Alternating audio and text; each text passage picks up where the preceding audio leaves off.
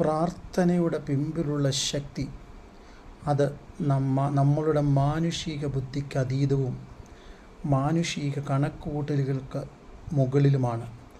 എന്നാൽ പലപ്പോഴും നാം പ്രാർത്ഥിക്കുന്നത് പോലെ ആഗ്രഹിക്കുന്നത് പോലെ ദൈവിക മറുപടികൾ നമുക്ക് ലഭിക്കാറില്ല. എന്നാൽ ചിലർക്കൊക്കെ അപ്രകാരമുള്ള മറുപടികൾ ലഭിക്കുകയും ചെയ്യുന്നു. യാക്കോബിൻ്റെ ലേഖനം 5-ാം അധ്യായം 17-ാം വാക്യം. ഏലിയാവ് നമുക്ക് സ്വഭാവമുള്ള മനുഷ്യനായിരുന്നു.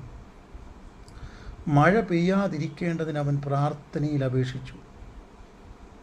3 സംവത്സരവും 6 മാസവും ദേശത്ത് മഴ പെയ്തില്ല. അതെ, ഏലിയാവിൻ്റെ പ്രാർത്ഥനയുടെ ശക്തി നമുക്ക് കാണുവാൻ കഴിയും. പക്ഷേ ഈ വാചകം നാം ചിന്തിക്കുമ്പോൾ പഠിക്കേണ്ടുന്ന ഒരു പ്രധാന വിഷയം, നമുക്ക് സമസ്വഭാവമുള്ള മനുഷ്യനായിരുന്നു ഏലിയാവ്.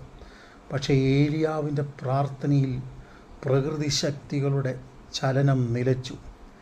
പ്രകൃതി ശക്തിയുടെ നിയമത്തെ മാറ്റിമറിക്കുവാൻ ഏലിയാവിന് കഴിഞ്ഞു. നമ്മുടെയും ജീവിതത്തിൽ എന്തുകൊണ്ട് അപ്രകാരം സംഭവിക്കുന്നില്ല?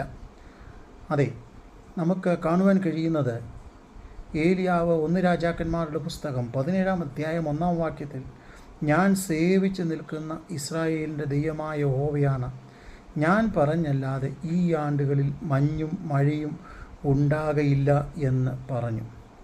അപ്രകാരം 3 സംവത്സരവും 6 മാസവും ദേശത്ത് മഴ പെയ്തില്ല എന്ന് യാക്കോബിൻ്റെ ലേഖനം 5-ാം അധ്യായം 17-ാം വാക്യത്തിൽ വായിക്കുന്നു. അതെ, ഇത് സംഭവിപ്പാനിരിക്കാൻ കാരണമെന്താണ്? 1, ഏലിയാവിന് ദൈവത്തോടുള്ള വിശ്വാസം.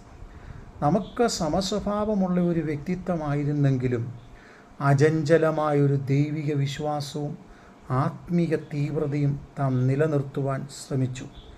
മാത്രമല്ല, ദൈവഹിതത്തിനായി പ്രാർത്ഥിക്കുവാനും ദൈവത്തിൻ്റെ കരത്തെ ചലിപ്പിക്കുവാനുമുള്ള അധികാരം താൻ ദൈവസന്നിധിയിൽ നിന്ന് പ്രാപിക്കുവാനിടയായിത്തീർന്നു.